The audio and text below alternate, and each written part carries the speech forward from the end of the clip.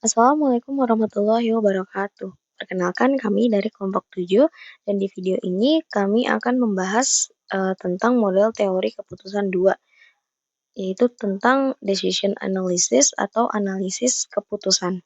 Anggota kelompok kami ada Diva Gading Aryani dengan akhiran NIM 41, Maya Lestari Pasaribu dengan akhiran NIM 53, dan Zahra Ayu Safitri dengan akhiran NIM 81. Seringkali sebuah pertanyaan yang harus dijawab dengan analisis keputusan itu membutuhkan keputusan secara langsung atau haruskah dilakukan sebuah tes atau eksperimen untuk mengurangi keraguan atas hasil yang akan terjadi. Misalnya, mengadakan uji lapangan dengan membagikan sampel suatu produk baru kepada konsumen untuk melihat reaksi mereka sebelum memproduksinya dengan skala penuh dan mulai pemasaran. Pengujian tersebut merupakan contoh dari pengambilan keputusan dengan eksperimen. Analisis keputusan dibagi menjadi mengambil keputusan dalam suatu kasus tanpa eksperimen atau dengan eksperimen. Selanjutnya ada contoh prototipe-nya. Jadi di sini ada perusahaan Goverbrock memiliki tanah yang berpotensi mengandung minyak. Ahli geologi berkata bahwa kemungkinan tanah tersebut mengandung minyak adalah 1/4, itu 1/4-nya. Karena hal ini, ada sebuah perusahaan minyak yang lain menawarkan untuk membeli tanah Goverbrock dengan harga $90.000. Jadi si Goverbrock ini punya dua opsi antara menjual tanah seharga $90.000 itu atau mengebor minyak sendiri dengan biaya mengebor sebesar $100.000. Nah, jika minyak ditemukan, kemungkinan hasil yang didapat oleh Goverbrock adalah sebesar $800.000 dengan keuntungan bersih $700.000 setelah dipotong biaya pengeboran. Namun, Goverbrock akan rugi sebesar $100.000 jika tanahnya kering dan tidak ada minyak. Nah, ini untuk tabelnya. Jadi dia punya dua opsi antara mengebor dan menjual. Lalu hasilnya itu kalau misalnya terdapat minyak, dia akan mendapat $700.000.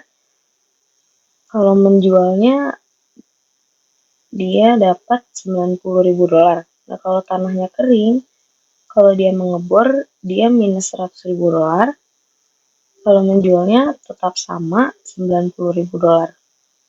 Nah, change of statusnya, kemungkinan dia ada minyaknya itu 1/4 dan kalau misalnya kering itu 3/4-nya. Selanjutnya, jadi di dalam analisis keputusan, kita harus mengambil satu alternatif dari sekumpulan alternatif yang memungkinkan. Alternatif ini merupakan semua pilihan yang layak untuk menangani masalah yang sedang dipertimbangkan. Pemilihan alternatif ini harus dilakukan dalam kondisi ketidakpastian karena hasilnya akan dipengaruhi oleh faktor-faktor acak di luar keinginan pembuat keputusan. Faktor-faktor ini menentukan situasi yang akan terjadi pada saat keputusan diimplementasikan. Setiap kemungkinan situasi ini disebut sebagai keadaan alam atau state of nature. Nah, dari tabel 16,1 yang sebelumnya itu, perusahaan Goverbrock nih punya dua kemungkinan alternatif keputusan yang sedang dipertimbangkan, yaitu dia harus mengebor atau menjual. Dengan keadaan alamnya, tanah tersebut mengandung minyak atau tidak. Lalu karena ahli geologi ini menyatakan bahwa kemungkinan tanah mengandung minyak adalah 1/4, yang mana kemungkinan tidak ada minyaknya itu 3/4 gitu. Probabilitas priornya atau probabilitas awal dari kedua keadaan alam adalah 0,25 dan 0,75. Oleh karena itu, dengan payoff atau hasil dalam satuan $1.000 keuntungan, tabel payoff dapat diperoleh langsung dari tabel 16,1 seperti yang ditampilkan dalam tabel 16.2 di slide selanjutnya. Nah, selanjutnya kita akan menggunakan tabel payoff ini untuk menemukan alternatif keputusan yang optimal berdasarkan 3 kriteria yang akan dijelaskan di bawah ini.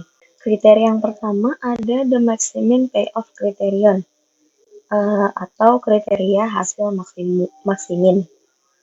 Jadi di kriteria ini untuk setiap alternatif keputusan yang mungkin, cari nilai hasil atau payoff minimum dari semua kemungkinan keadaan alam. Nah, selanjutnya kita cari nilai maksimum dari hasil minimum tersebut.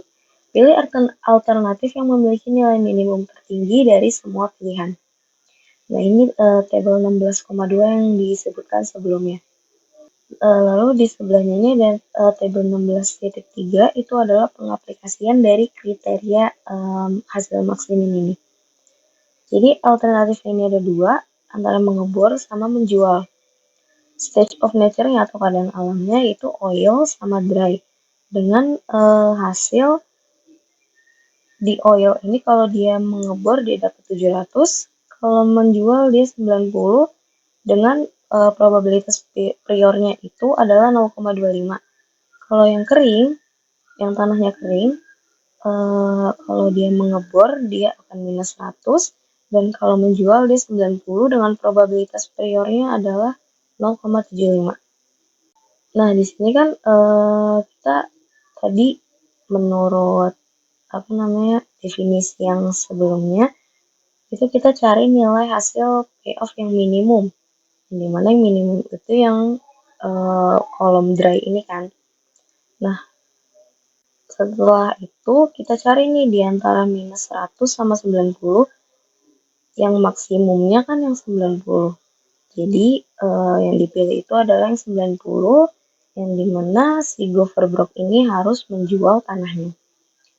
Nah, kriteria maksimin ini memilih alternatif dengan payoff minimum terbesar. Cocok untuk keputusan konservatif. Dalam contoh ini, karena menjual tanah memiliki payoff minimum 90 lebih besar dari minus 100 untuk pengeboran, maka menjual tanah dipilih. Pendekatan ini diasumsikan menghadapi skenario terburuk, tetapi kurang relevan dalam bisnis karena alam bukan lawan yang sengaja merugikan.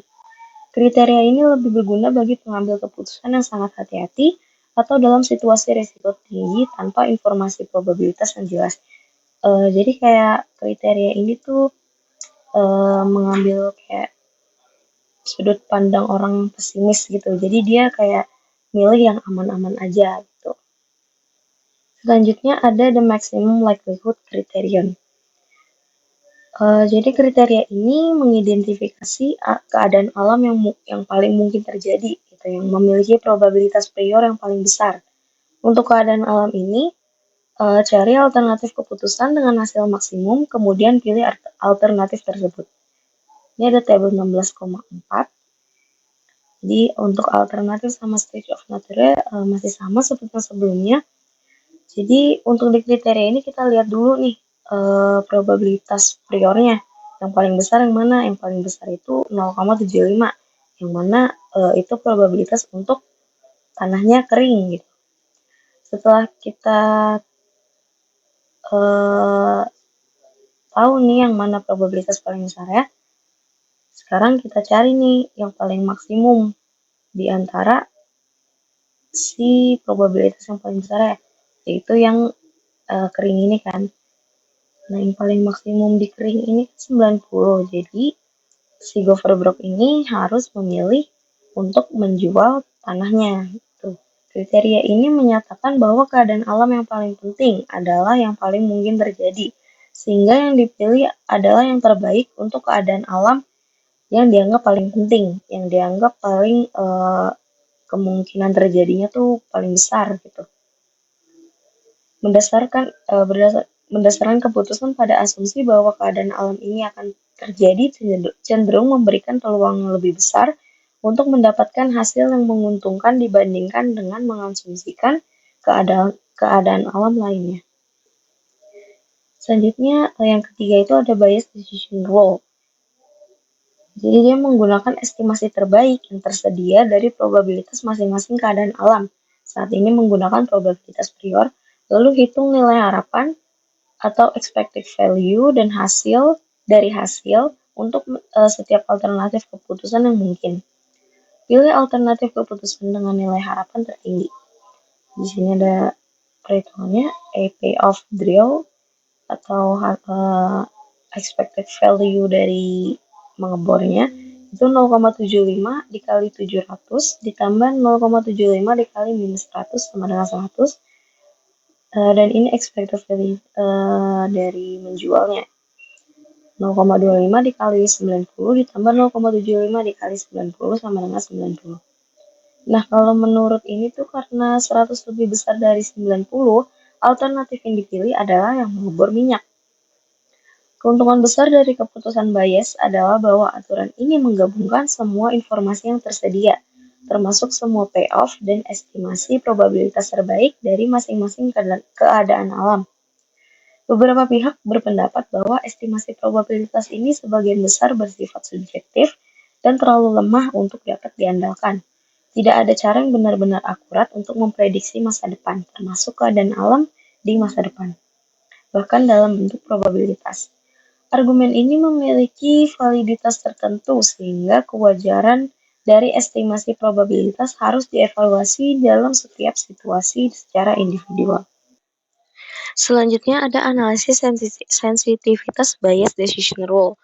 Analisis sensitivitas sering digunakan dalam riset operasi untuk mengukur dampak jika beberapa angka dalam model matematis ternyata tidak akurat. Dalam konteks ini, model matematisnya adalah tabel payoff yang terdapat dalam tabel 16.2. Dalam kasus ini, angka yang paling diragukan adalah probabilitas awal dari keadaan alam. Oleh karena itu, analisis sensitivitas akan difokuskan pada angka-angka ini. Namun, metode serupa juga dapat diterapkan pada nilai payoff dalam tabel. Jumlah dari kedua probabilitas prior harus sama dengan 1, sehingga jika salah satu probabilitas meningkat, probabilitas lainnya akan otomatis berkurang dengan jumlah yang sama dan sebaliknya. Manajemen Governor merasa bahwa peluang sebenarnya untuk menemukan minyak di lahan tersebut kemungkinan berada di antara 15% hingga 35%. Dengan kata lain, probabilitas prior yang sebenarnya untuk menemukan minyak berkisar antara 0,15 hingga 0,35. Sebagai akibatnya, probabilitas prior bahwa lahan tersebut kering atau tidak mengandung minyak akan berada dalam rentang 0,85 hingga 0,65. Jadi kita misalkan P sama dengan probabilitas prior minyak. Ekspektasi hasil dari mengebor untuk apapun P adalah P of drill sama dengan 700 P dikurang 100 dikali 1 min P sama dengan 800 P min 100. Garis miring dalam gambar 16.1 ada di slide selanjutnya menunjukkan grafik dari nilai harapan payoff terhadap P atau probabilitas prior menemukan minyak. Karena payoff dari menjual tanah selalu bernilai 90 untuk semua P, maka garis datar dalam gambar 16.1 menunjukkan payoff sell terhadap P. 4 titik dalam gambar 16.1 menggambarkan nilai harapan payoff untuk kedua alternatif keputusan ketika P sama dengan 0,15 atau P sama dengan 0,35. Nah, saat P sama dengan 0,15 ini keputusan yang optimal adalah menjual tanah karena nilai harapan payoff-nya dari menjual tanah 90 itu lebih besar dibandingkan dengan mengebor nilainya itu 20. Di saat P sama dengan 0,35 keputusan beralih ke mengebor karena nilai harapan payoff untuk pengeboran yaitu 180 jauh lebih besar dibandingkan dengan menjual. Dengan kata lain, keputusan sangat sensitif terhadap nilai P. Analisis sensitivitas ini menunjukkan bahwa penting untuk melakukan upaya lebih lanjut jika memungkinkan untuk mendapatkan estimasi yang lebih akurat terhadap nilai P yang sebenarnya.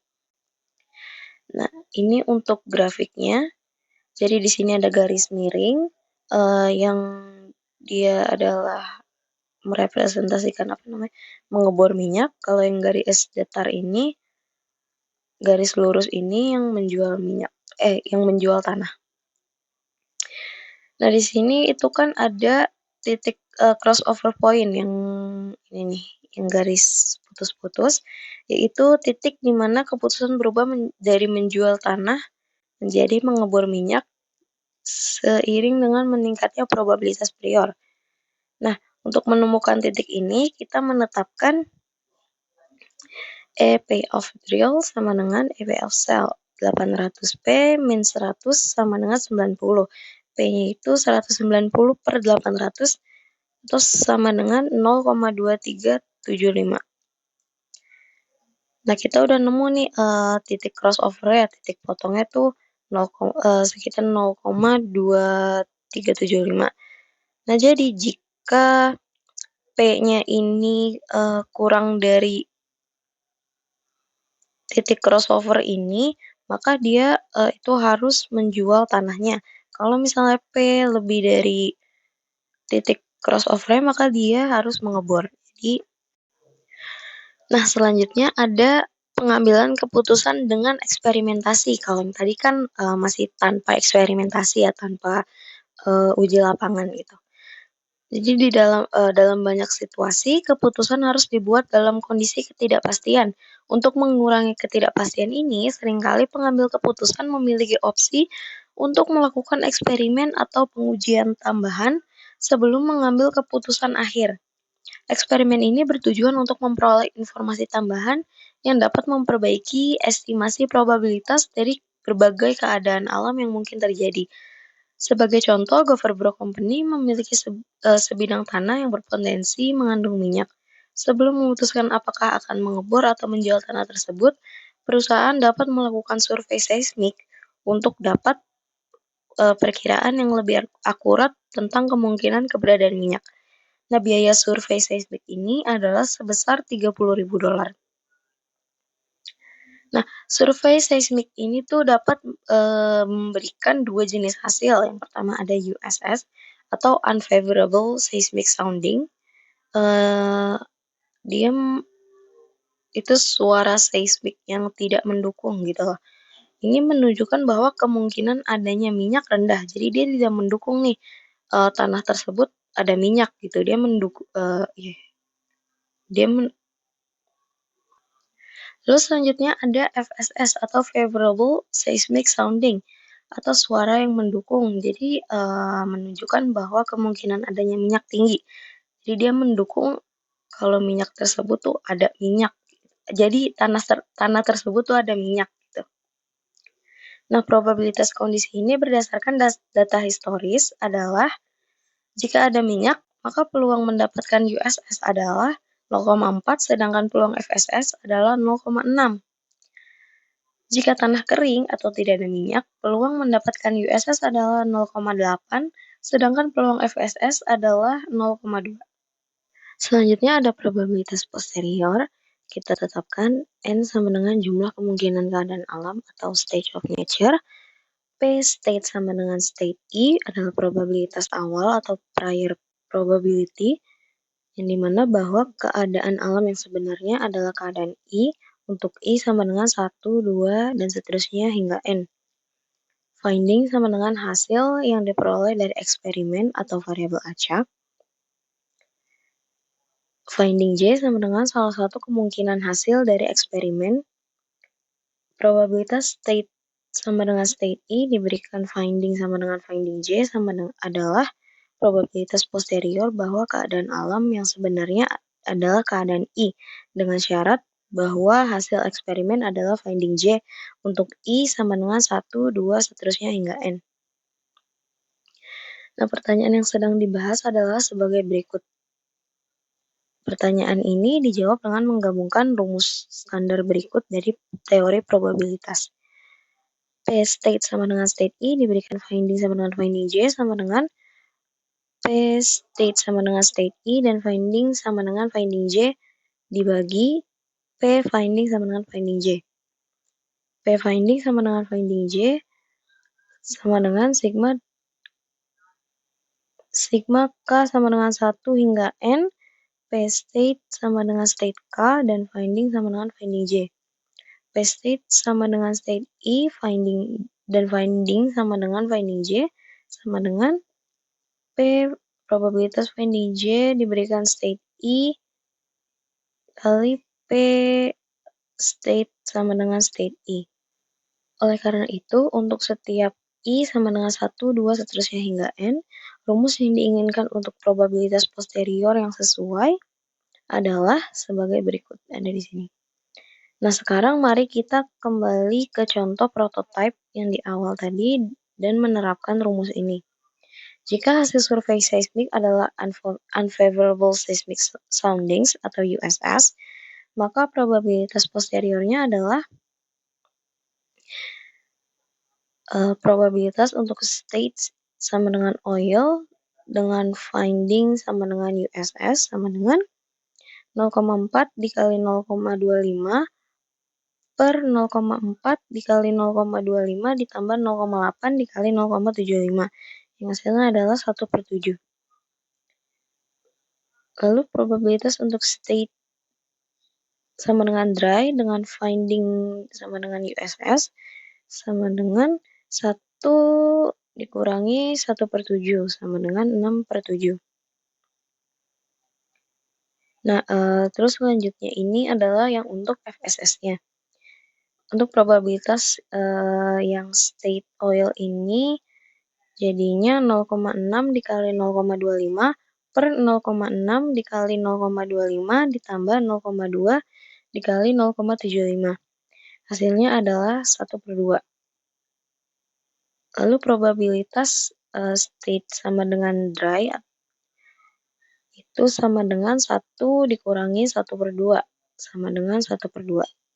Nah, selanjutnya di sini ada diagram yang menunjukkan cara yang intuitif untuk mengorganisir perhitungan sebelumnya.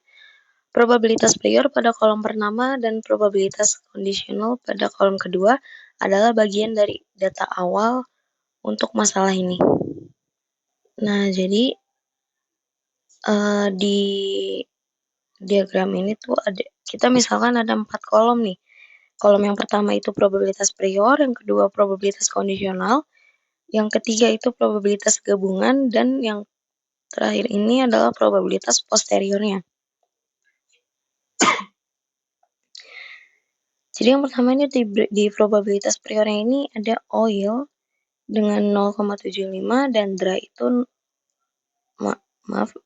oil itu 0,25 dan kering itu 0,75. Kita ambil yang oil yang ada minyaknya dulu ya. Nah, selanjutnya di sini dari oil ini ada dua probabilitas kondisional, yaitu antara FSS atau USS. Yang FSS ini dia mendukung adanya minyak nih, dengan probabilitasnya sebesar 0,6, dan yang USS yang tidak mendukung adanya minyak itu adalah 0,4. Nah, di sini dengan mengalihkan setiap probabilitas pada kolom pertama dengan probabilitas yang sesuai di kolom kedua, kita akan mendapatkan probabilitas gabungan atau joint probability pada kolom ketiga. Jadi kita lanjut ke kolom ketiga, misalnya yang setelah dari oil, FSS, kita ambil FSS nih. Jadi 0,25 dikali 0,6, jadi yang kolom pertama dikali kolom kedua itu sama dengan 0,15. Nah, 0,15-nya ini adalah pembilang dari perhitungan probabilitas posterior pada kolom keempat ini. Jadi 0,15 ini adalah pembilangnya gitu. Nah, gimana cara untuk mendapatkan penyebutnya nih? Untuk mendapatkan penyebutnya, kita itu menjumlahkan probabilitas gabungan dengan temuan atau finding yang sama. Seperti yang ada di bagian bawah gambar di sini. Jadi yang sama itu kan ini nih 0,15 dan 0,15 karena dia sama-sama FSS gitu kan. Nah, jadi 0,15 ditambah 0,15 sama dengan 0,3. Jadi penyebutnya adalah 0,3. Jadi untuk probabilitas posteriornya adalah 0,15 per 0,3 sama dengan 0,5. Begitupun caranya sama untuk yang lain, probabilitas yang lain. Nah, setelah semua perhitungan ini selesai, aturan keputusan bias dapat diterapkan seperti sebelumnya. Tetapi kali ini menggunakan probabilitas posterior sebagai pengganti probabilitas prior. Dengan menggunakan payoff dalam satuan ribuan dolar dari tabel 16.2 dan mengurangi biaya eksperimen, kita mendapatkan hasil sebagai berikut. Yang pertama ini expected payoff jika dia USS gitu yang unfavorable seismic sounding. Jadi untuk yang USS untuk mengebor dia adalah sama dengan 1/7 dikali 700 ditambah 6/7 dikali min 100 dikurangi 30 sama dengan minus 15,7. Nah, sekarang yang USS kalau dia menjual tanahnya. 1/7 kali 90 ditambah 6/7 kali 90 dikurangi 30 sama dengan 60. Selanjutnya ini expected payoff yang FSS. Jadi yang pertama itu untuk mengebor setengah dikali 700 ditambah setengah dikali minus 100 dikurangi 30 sama dengan 270. Selanjutnya yang payoff sell yang dia menjual di FSS. Setengah dikali 90 ditambah setengah dikali 90 dikurangi 30 sama dengan 60. Nah, karena tujuan utama kita adalah memaksimalkan expected payoff, hasil analisis ini menghasilkan kebijakan optimal yang ditampilkan pada tabel berikut, tabel 16.5. Jadi di sini finding from seismic survey yang USS untuk menjual tanah, expected payoff-nya itu adalah 90 dan 60 ini setelah dikurangi biaya survei. Nah, yang kedua ini ada yang FSS untuk dia memilih alternatifnya yang mengebor minyak dengan expected payoff-nya adalah 300 dan 270 setelah dipotong biaya survei. Nah, dari tabel ini kita bisa muncul pertanyaan nih, layak nggak sih mengeluarkan biaya $30.000 untuk melakukan eksperimen atau survei seismik ini, kayak worth it nggak sih $30.000 gitu. Mungkin aja kan lebih baik untuk tidak mengeluarkan biaya besar ini dan langsung menggunakan solusi optimal tanpa eksperimen, yaitu melakukan pengeboran minyak yang memiliki expected payoff sebesar $100.000. Nah, ini bakal dibahas di slide selanjutnya, yang nilai dari eksperimen. Nah, sebelum melakukan eksperimen, kita harus menentukan nilai potensialnya. Ada dua metode utama yang digunakan untuk mengevaluasi nilai eksperimen. Metode pertama yaitu expected value of perfect information atau FP yang mengasumsikan secara tidak realistis bahwa eksperimen akan menghilangkan semua ketidakpastian mengenai keadaan sebenarnya atau state of nature-nya atau keadaan alamnya. Metode ini membuat perhitungan dengan sangat cepat tentang peningkatan expected payoff yang dihasilkan tanpa mempertimbangkan biaya eksperimen. FP digunakan sebagai batas atas dari nilai potensial eksperimen, dan jika FP lebih kecil dari biaya eksperimen, maka eksperimen tidak perlu dilakukan. Yang metode kedua ada expected value of experimentation atau EVE. Metode ini bisa digunakan apabila FP lebih besar dari biaya eksperimen.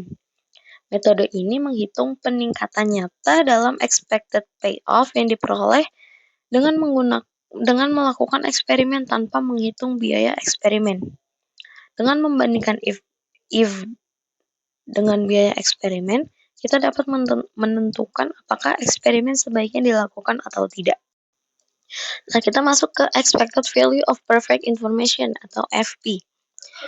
Misalkan sekarang eksperimen dapat secara pasti mengidentifikasi keadaan alam yang sebenarnya, sehingga memberikan informasi yang sempurna. Apapun keadaan alam yang teridentifikasi, secara alami kita akan memilih tindakan dengan payoff maksimum untuk keadaan tersebut. Namun karena kita tidak tahu sebelumnya keadaan alam mana yang akan teridentifikasi, perhitungan nilai harapan dengan informasi sempurna, yaitu tanpa memperhitungkan biaya eksperimen, dilakukan dengan memberi bobot pada payoff maksimum untuk setiap keadaan alam berdasarkan probabilitas prior dari keadaan tersebut. Perhitungan ini ditampilkan di bagian bawah tabel 16.6 untuk seluruh masalah Gopher Company, di mana nilai harapan dari informasi sempurna adalah 242,5. Dengan kata lain, jika perusahaan Goverbrock dapat mengetahui apakah tanah tersebut mengandung minyak sebelum mengambil keputusan, maka nilai harapan dari payoff saat ini sebelum memperoleh informasi tersebut adalah sebesar $242.500, tidak termasuk biaya eksperimen yang menghasilkan informasi tersebut. Nah, ini untuk tabelnya.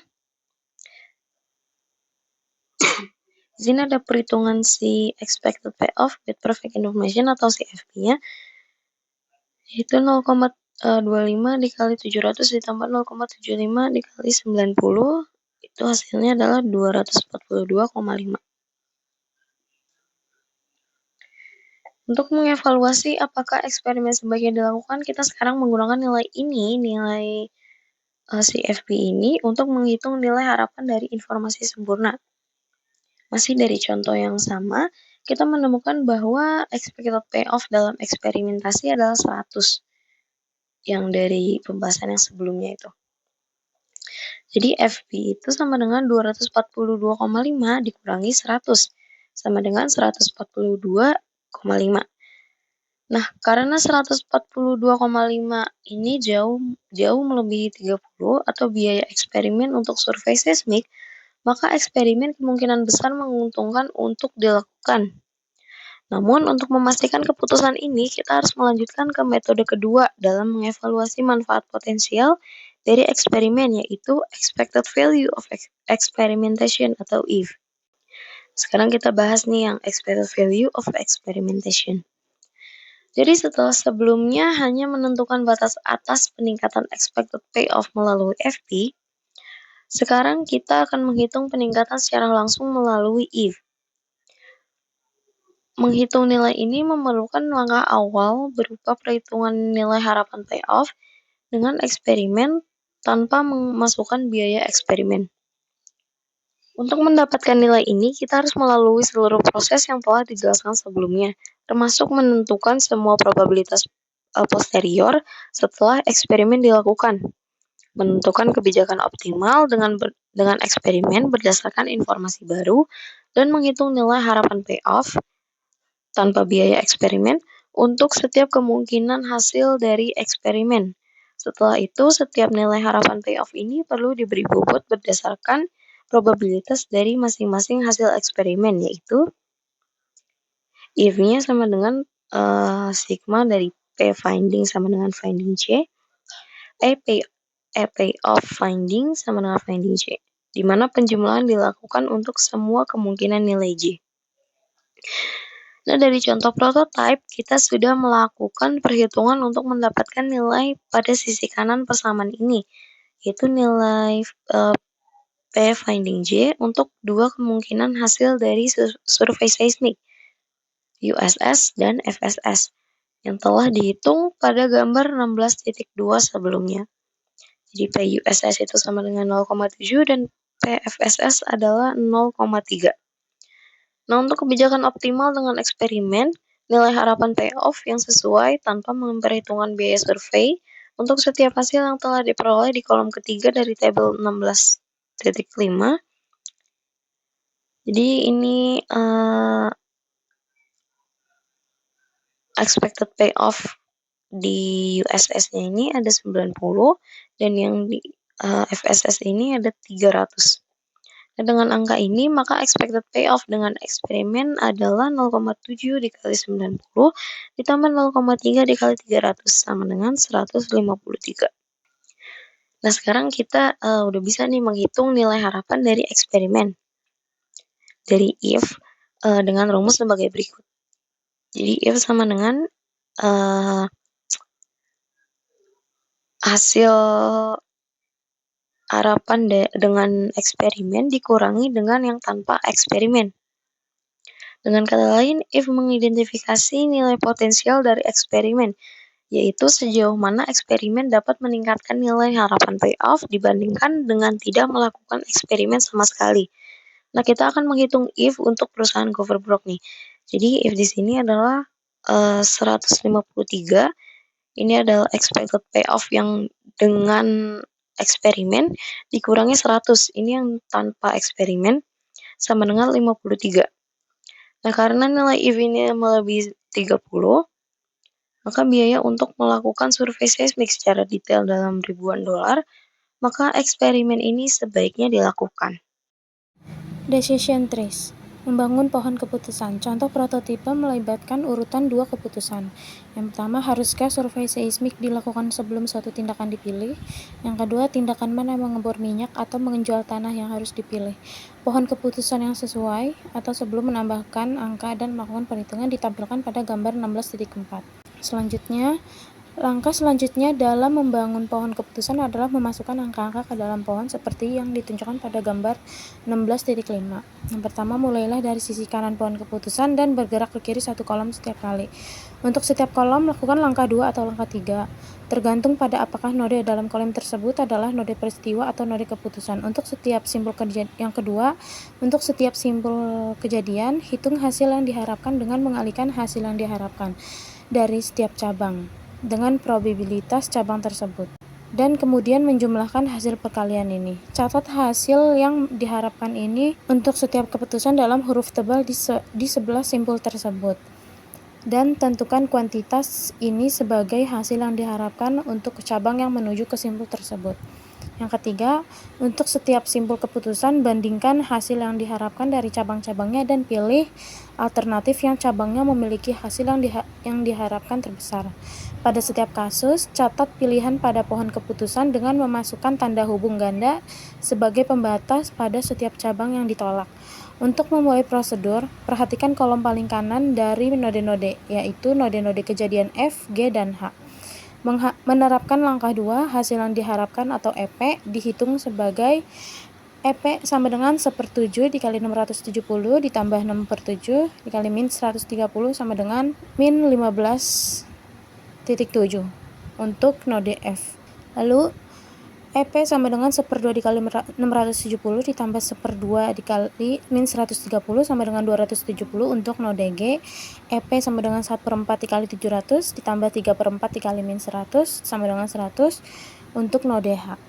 Selanjutnya, imbalan yang diharapkan ini kemudian ditempatkan di atas simpul-simpul ini, seperti yang ditunjukkan pada gambar 16.6. Selanjutnya, kita pindahkan satu kolom ke kiri yang terdiri dari simbol-simbol keputusan C, D, dan E.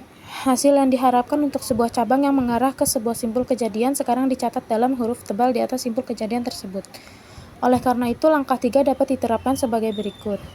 Simpul C, drill alternatif memiliki EP min 15,7, sel alternatif memiliki EP 60. Karena 60 lebih besar dari 16.7, jadi pilih sel alternatif. Begitu dengan simpul D dan simpul E. Selanjutnya, memindahkan satu kolom lagi ke kiri akan membawa kita ke simpul B. Karena ini adalah simpul kejadian, langkah 2 dari prosedur ini perlu diterapkan.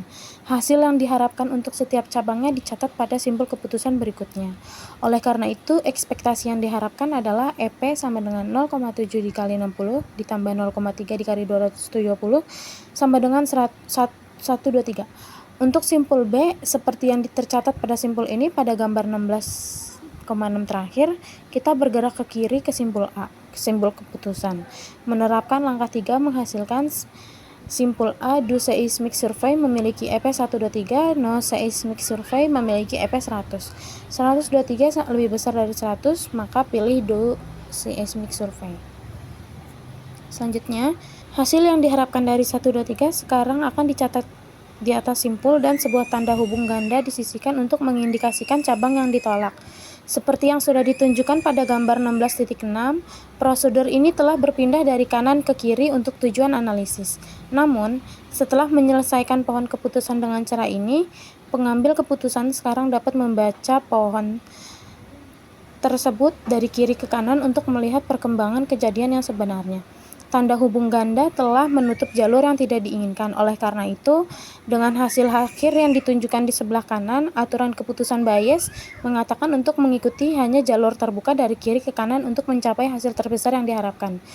Mengikuti jalur terbuka dari kiri ke kanan pada gambar 16.6 menghasilkan kebijakan optimal berikut.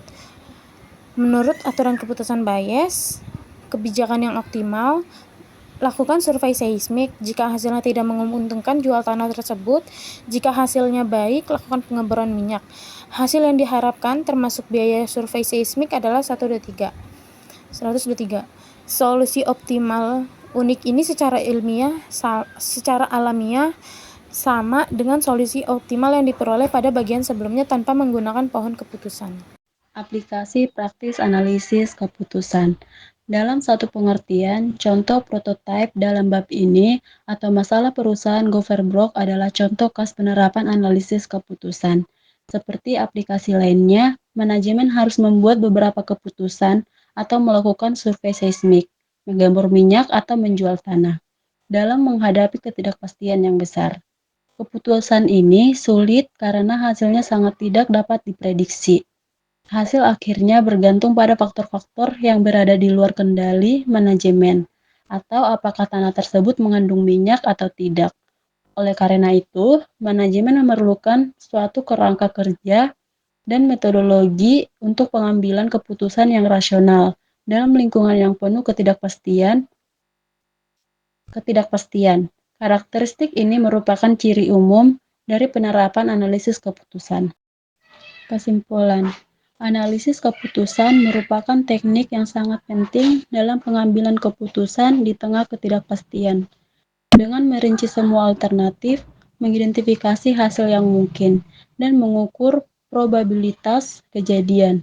Teknik ini memberikan dasar yang kuat untuk menentukan langkah terbaik. Pohon keputusan membantu memvisualisasikan berbagai skenario keputusan. Sementara teori utilitas memungkinkan pengambilan keputusan mempertimbangkan sikap mereka terhadap risiko. Selain itu, kemajuan teknologi telah menghadirkan berbagai perangkat lunak yang mempermudahkan proses analisis, sehingga memungkinkan pengambilan keputusan yang lebih akurat dan efisien. Contoh soal. Sebuah perusahaan sedang mempertimbangkan dua opsi investasi. Yang pertama, investasi di pasar saham dengan peluang 30% sukses atau menghasilkan keuntungan 200 juta rupiah dan 70% gagal atau mengalami kerugian 100 juta rupiah. Yang kedua, investasi di properti dengan peluang 50% sukses atau menghasilkan keuntungan 150 juta rupiah dan 50% gagal atau mengalami kerugian 50 juta rupiah. Menjadi pertanyaannya, yang pertama A, buat tabel payoff untuk keputusan ini. B, tentukan keputusan terbaik berdasarkan kriteria maksimin. C, tentukan keputusan terbaik berdasarkan kriteria maksimum likelihood. Yang D, tentukan keputusan terbaik berdasarkan aturan keputusan Bayes. Penyelesaian. Untuk A, kita disuruh membuat tabel payoff. Jadi kita punya sebuah kasus tentang investasi. Ada dua pilihan, yaitu investasi di pasar saham atau investasi di properti. Tapi tentu saja setiap keputusan punya risiko. Bisa untung besar, bisa juga rugi. Sekarang kita bayangkan ada dua kemungkinan keadaan. Yaitu yang pertama sukses atau investasi berjalan baik, dan yang kedua gagal atau investasi merugi. Nah, untuk setiap keputusan ada angka yang menunjukkan untung atau rugi kondisi tersebut. Nah, di sini kan ada tabel payoff-nya. Kalau kita investasi di pasar saham, kita dapat 200 juta kalau sukses. Tapi kalau gagal, bisa rugi 100 juta. Dan untuk yang kedua, sementara kalau kita pilih investasi di properti, keuntungan dalam keadaan sukses adalah 150 juta. Dan kalau gagal, ruginya hanya 50 juta. Untuk B, kita disuruh untuk mencari kriteria maksimin. Metode ini sangat cocok buat orang yang paling takut risiko. Caranya adalah dengan melihat kemungkinan terburuk dari setiap pilihan, lalu memilih yang kerugiannya paling kecil. Yang pertama, untuk pasar saham kemungkinan terburuknya adalah rugi 100 juta. Yang kedua, untuk properti kemungkinan terburuknya adalah rugi 50 juta. Jadi, karena rugi 50 juta lebih kecil daripada rugi 100 juta, maka menurut kriteria maksimin pilihan terbaik adalah investasi di properti. Untuk C, kita disuruh mencari kriteria maksimum likelihood. Metode ini cocok buat orang yang berpikir kejadian yang paling mungkin terjadi itu yang kita pilih. Misalkan, kalau kita tahu bahwa kemungkinan sukses lebih besar di properti 50%, maka kita akan pilih investasi yang paling menguntungkan dalam keadaan sukses. Dan untuk yang pertama, dalam keadaan sukses, pasar saham memberikan keuntungan 200 juta, sedangkan properti memberikan keuntungan 150 juta. Tapi, karena probabilitas suksesnya lebih tinggi di properti, maka kita pilih investasi di properti. Untuk D, kita disuruh menentukan aturan keputusan Bayes. Kalau kita mau lebih teliti, kita bisa gunakan metode Bayes yang menghitung expected payoff atau keuntungan rata-rata dari setiap pilihan berdasarkan probabilitasnya. Untuk pasar saham kita hitung EV pasar saham sama dengan buka kurung 0,3 dikali 200 plus buka kurung 0,7 dikali min 100 sama dengan 60 min 70 sama dengan min 10 juta. Artinya secara rata-rata investasi di pasar saham bisa menghasilkan rugi 10 juta. Dan untuk properti kita hitung EV properti sama dengan buka kurung 0,5 dikali 150 plus 0,5 dikali min 50 sama dengan 75 min 25 sama dengan 50 juta. Artinya, secara rata-rata, investasi di properti menghasilkan keuntungan 50 juta. Karena 50 juta lebih besar dari min 10 juta, maka menurut aturan Bayes, investasi di properti adalah pilihan terbaik. Selanjutnya, ada 2 latihan soal sebagai berikut.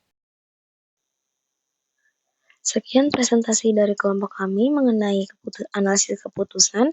Kurang lebihnya mohon maaf. Wassalamualaikum warahmatullahi wabarakatuh.